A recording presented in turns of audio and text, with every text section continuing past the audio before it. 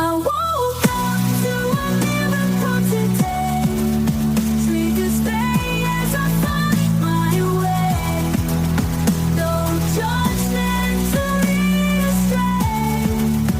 In this peaceful state I'll stay. Welcome back, everyone. Today we're looking closely at Lesson 272, and it poses a question that sits right at the foundation of our experience.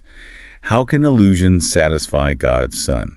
It is such a direct question, isn't it? It just cuts through everything we chase, the goals, the plans, all those attachments, and asks us to look at why we feel dissatisfied so often. So what we're digging into today is looking at how these illusions show up all the time in our lives, from striving for that next career step, maybe, to even just trying to hold on to a really good moment. Mm-hmm. And we want to find some practical steps for choosing spiritual truth instead of getting caught up in that dream. We're aiming to understand why the world's promises, which fade so quickly, still feel so magnetic. And Lesson 272 offers a clear way to choose peace instead of just lingering in those dramas that never quite fulfill us. And as always, we're practicing right alongside you. We genuinely appreciate hearing your thoughts and reflections. If you have questions or maybe your own affirmations from these lessons, you can email us. The address is ACIM@theworldharmonyproject.org. Or you can tag us on social media at the World Harmony Project. We do try to bring listener insights into our ongoing practice together. We appreciate you taking this time. Let's settle in. The question is blunt, isn't it? How can illusions satisfy God's Son? It might feel a bit unsettling at first. But it's not meant to make us feel guilty. It's designed to help us see, maybe for the first time, how often we try to bargain with the dream, how we believe its temporary fixes, its little comforts, will somehow add up to lasting happiness. And what grounds this lesson, what gives it that steady, powerful feeling, is the reminder of where our real home is. Exactly. The prayer states it so clearly. Father, the truth belongs to me. My home is set in heaven by your will and mine. It's not something we have to achieve in the future. It's an established fact, a security we already possess. And knowing that lets us look at the chaos, the illusions, without feeling threatened by them. We're already safe eternally. So as we read the lesson text now, maybe notice that contrast, the insecurity of chasing something fleeting versus the calm, secure joy of remembering God's love. It's quite stark. Lesson 272. How can illusions satisfy God's Son? Father, the truth belongs to me. My home is set in heaven by your will and mine. Can dreams content me? Can illusions bring me happiness? What but your memory can satisfy your Son? I will accept no less than you have given me. I am surrounded by your love, forever still, forever gentle, and forever safe. God's Son must be as you created him. Today, we pass illusions by. And if we hear temptation call to us to stay and linger in a dream, we turn aside and ask ourselves if we, the sons of God, could be content with dreams when heaven can be chosen just as easily as hell and love will happily replace all fear. The lesson just jumps right in, doesn't waste any time. When it asks, can dreams content me? Can illusions bring me happiness? It's setting the stage immediately for choosing differently. The answer seems obvious. No, of course not. But just asking the question creates that pause, that moment of clarity we need to step back from the automatic pursuit. Like an intervention, interrupting that cycle of reaching for something, getting it maybe, then feeling disappointed or empty shortly after. It invites us to stop and ask, honestly, am I happy with how this chase is working out for me? And that simple question becomes the turning point, the way off the ego's hamster wheel. Which brings us right into looking at these illusions more closely. Why are they so magnetic? What gives them their pull? Well, think about how they operate. They often promise relief from discomfort, don't they? Definitely. I see it all the time in my work life, that constant thought, okay, if I can just clear this inbox, or if I get this report done by 5, then I can finally relax. Then I can be present with my family. The ego is brilliant at packaging that. It delivers a quick little hit of relief when the task is done, right? For a moment, yeah. But almost immediately, before you've even had a chance to enjoy it, the next demand pops up. Okay, but what about tomorrow's meeting? You need to prepare. Or that peace you just found will disappear. Right. It keeps selling you the next illusion, reinforcing the idea that your peace depends entirely on managing external circumstances perfectly. It's the illusion of scarcity. The idea that peace is some limited commodity you have to earn through constant effort and control. And that scarcity thinking isn't just about work, is it? It plays out on a much bigger scale in our culture. Oh, absolutely. Think about all the cultural messages aimed at, well, fixing the illusion itself rather than recognizing it as an illusion. You mean things like focusing solely on manifesting external things? Exactly. Yeah. Teachings that center on the law of attraction, for instance, or principles about thinking your way to wealth or the perfect relationship. The focus becomes about getting better stuff within the dream. Trying to rearrange the furniture on the Titanic, maybe? That's a good way to put it. We're essentially trying to use the ego's methods, focusing on individual power, external goals, to find spiritual satisfaction. It's a fundamental mismatch. The ego loves those approaches because they keep the focus outside, on separation. They reinforce the idea that I, this separate self, need to perform certain actions or mental tricks to create a reality I like, separate from God's will. Mm-hmm. And even if you achieve the external success you get, the car, the money, the partner, there's often still that deeper longing underneath. That ache for remembering our true identity in God remains untouched because you can't manifest that externally. We also try the geographical cure, don't we? Thinking a change of scenery will fix things. If I just move to a different city, start a new life somewhere else, then I'll find peace. I've definitely fallen for that one. Thinking a new place would automatically mean a new, less stressed me. Then what usually happens? You might change the view from your window, change your job title, maybe even the weather. But you bring yourself and your thought system with you. Exactly. The ego comes along in the suitcase. And often, within a short time, the same patterns emerge. The new boss triggers the old anxieties. The new neighbors present different but familiar challenges. The cost of living creates new worries. It's like you're just recycling the illusions because the mind hasn't changed, only this screen it's projecting onto. I remember this so clearly when I switched jobs a few years back. I was convinced the high-pressure environment of my old role was the source of all my stress. Mm-hmm. So I moved to what I thought would be a much calmer, more creative position. And for a while, it felt different.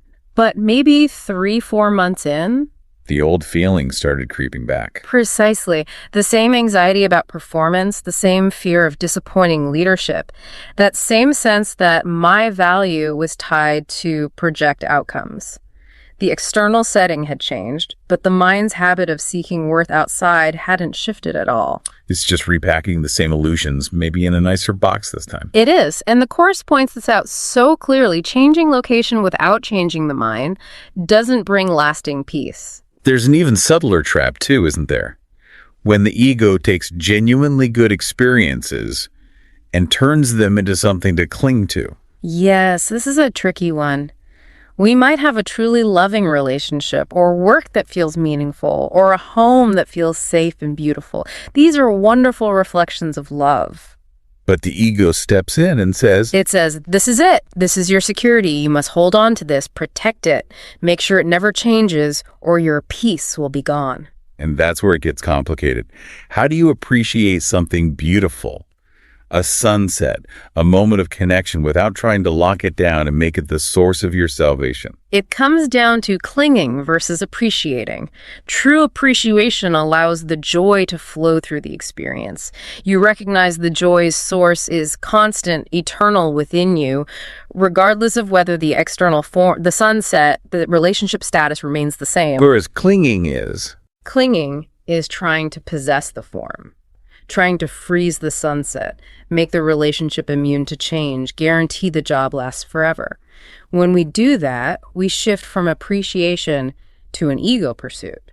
We start mistaking the reflection in the mirror for the actual source of light. that desire for permanence, for things not to change, can also lead down a different path towards cynicism, right? Sort of a preemptive defense. Oh, yes. That feeling of, Well, nothing good lasts forever, so I better not get too attached. I can definitely relate to that shift. Maybe as a child, joy felt easier, more spontaneous.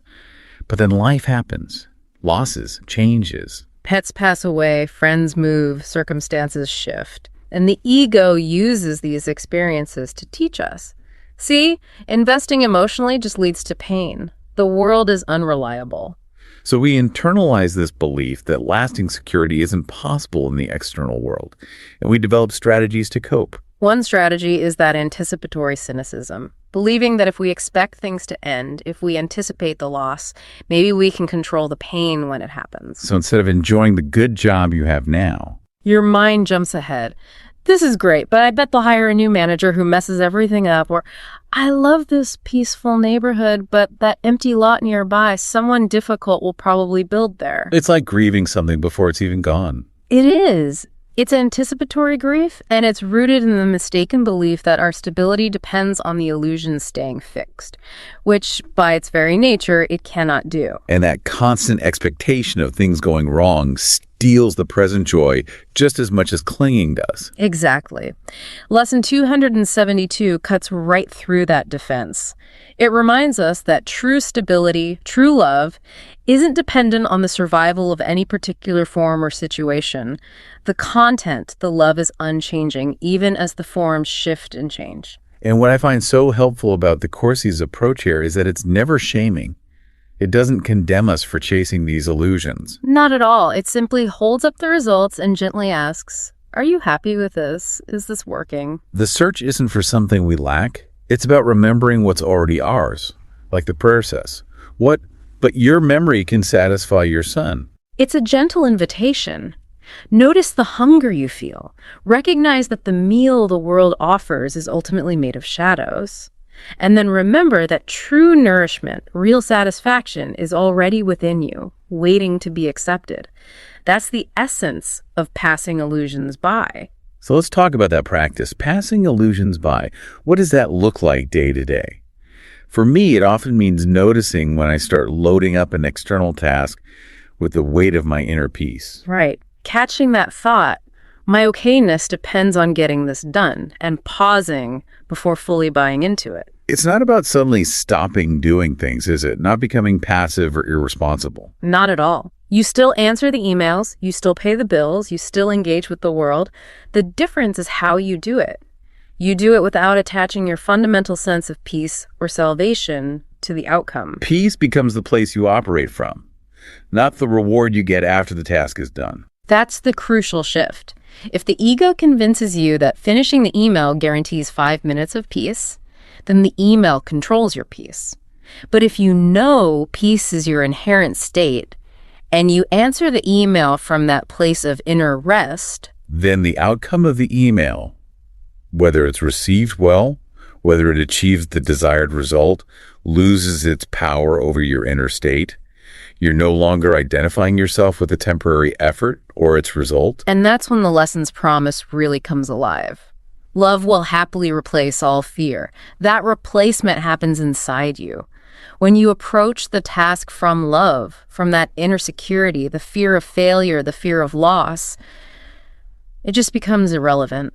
I notice the temptation to cling comes up a lot around simple, beautiful moments too. Like, I enjoy taking photos, especially when traveling. But sometimes I catch myself spending too much time looking through the camera, trying to capture the absolute perfect shot, trying to freeze the moment. And in doing so, you miss experiencing the moment itself. Exactly.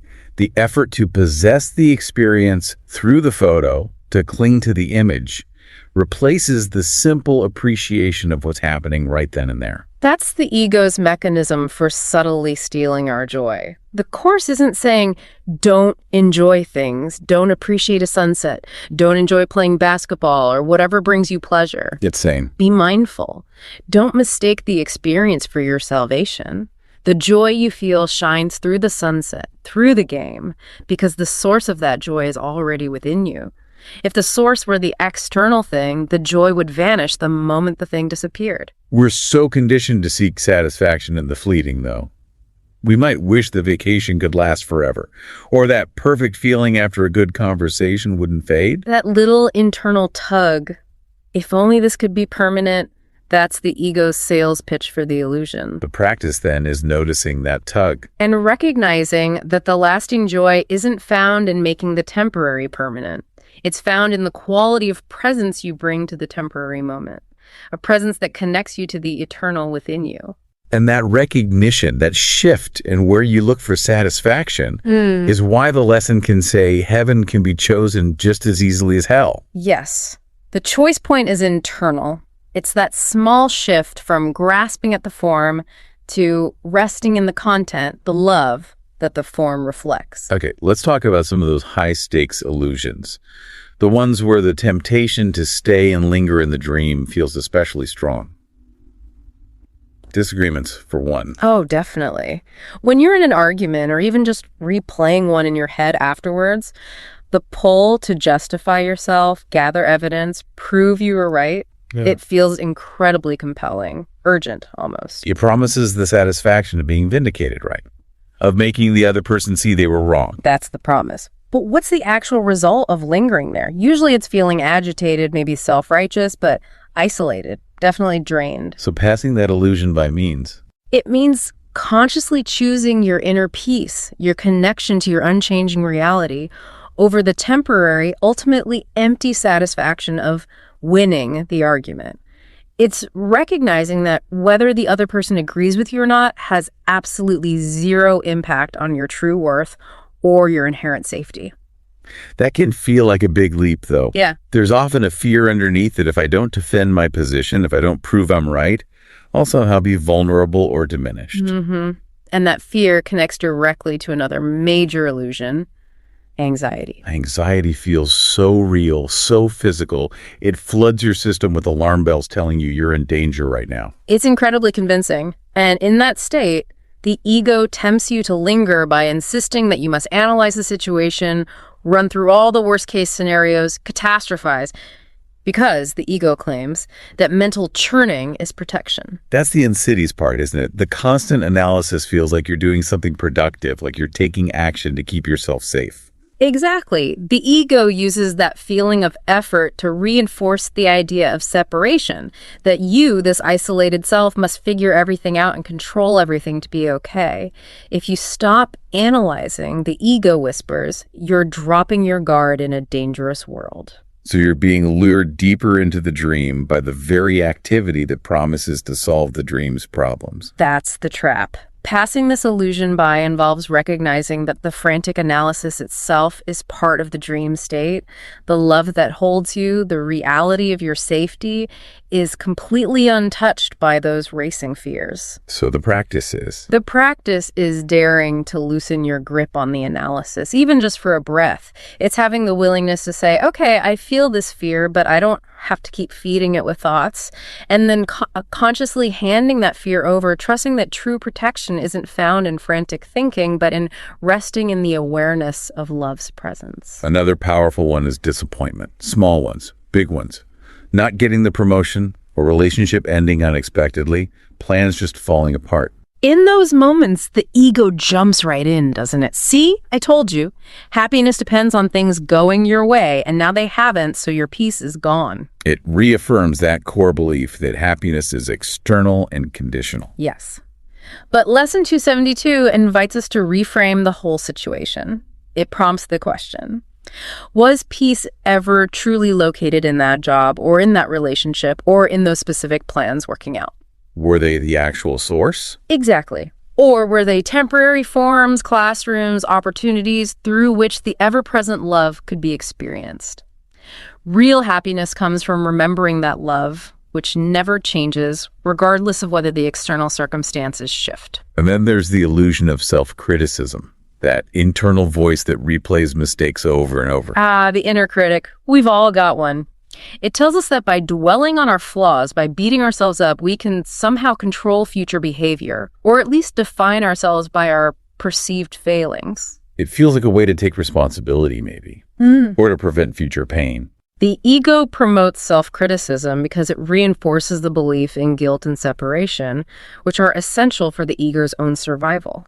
It uses past mistakes to keep us chained to a story of inadequacy. So passing this illusion by means interrupting that loop. Yes, it means pausing the relentless self-attack and recalling the truth stated in the prayer. God's Son must be as you created him. Our inherent worth, our innocence, is untouched by any perceived stumble or error in judgment within the dream. It simply cannot be changed. So this practice, this commitment we make with Lesson 272, it isn't really a one-time fix, is it? Not at all. It's more like a daily rhythm, a moment-by-moment practice. You notice the temptation, the urge to cling, to worry, to blame, to criticize. You recognize it as an illusion, something that cannot truly satisfy, and then you choose again. You pivot your mind back toward the truth. And even a tiny moment of willingness is enough. One sincere instant of willingness is powerful. It's enough to interrupt the ego's momentum and open the door for a different perception. And repeating that willingness throughout the day gradually weakens the dream's hold. It retrains the mind, reminding it through practice that satisfaction is an internal state, not an external achievement. Okay, let's try to distill this into a simple, practical guide. Something you can use right in the moment when you feel that pull to linger in a dream, whether it's clinging to something good or getting stuck in something difficult. A sort of 5-step process for shifting from illusion back to truth. Step 1, pause and notice. Just become aware. What external thing, person, situation, outcome are you currently pinning your hopes for peace or salvation on? Is it getting that apology? Is it hitting a certain financial number? Just identify it. Step 2, repeat the idea gently. Silently bring the lesson's question to mind. Let it sink in. How can illusions satisfy God's Son? Don't try to force an answer, just hold the question. Step 3, acknowledge the feeling. Without judging yourself, just name the emotion that's driving this attachment. Is it fear? Need for control? Loneliness? Guilt? Just put a name to the feeling that's fueling the illusion. Step 4, ask for help. Simply state your willingness, maybe inwardly, to see this differently. Something like, I'm willing to be shown another way, or help me see the truth here. Trusting that true joy is already available. And finally, step 5, rest a moment. Just allow a little space inside. Let your mind ease off its tight grip on the situation for just a second. Allow your focus to shift, even slightly, from the temporary circumstance to the awareness of the permanent love that's always present, holding everything safely. That's the core practice. Notice, question, feel, ask, rest. It's simple but profound when practiced consistently. You notice the choice for illusion, recognize it won't work, and gently choose again for truth. Let's take a moment now to affirm the truth of this lesson. Here's one you could use today. Illusions cannot satisfy me, for my joy is in God's love, eternal and unchanging. Or perhaps this resonates. I welcome what is genuine. I remember that short-lived pleasures cannot fill me. And maybe carry this one with you as you go about your day. I will not linger in dreams, for heaven is my home and peace is my choice today. That really captures the active decision. Lesson 272 empowers us to make again and again. So, wrapping up our look at Lesson 272, the central reminder is clear. Nothing in the world of illusions, whether it appears as a struggle or a triumph, can ever deliver that deep, lasting satisfaction we long for. That true satisfaction is our inheritance. It's found only when we turn inward and remember the constant, unchanging love of God. We've seen how this applies directly to those really challenging moments when anxiety pulls us into analysis, when disagreements tempt us to seek victory over peace, when self-criticism tries to define us, or even when we try to cling too tightly to happiness itself. And the pathway through is always the same. Notice the illusion starting to take hold. Gently pass it by, recognizing it can't deliver, and choose again for the peace that is already yours. So as you move through your day today, maybe keep that question gently in mind, especially when you feel yourself starting to grasp or control or worry. How can illusions satisfy God's Son? Just notice how often the mind automatically seeks solutions outside for a peace that can only be found within. Thank you for joining us and practicing with us today. Until we connect again for the next lesson, remember that peace truly is never out of reach. It's always just one choice away.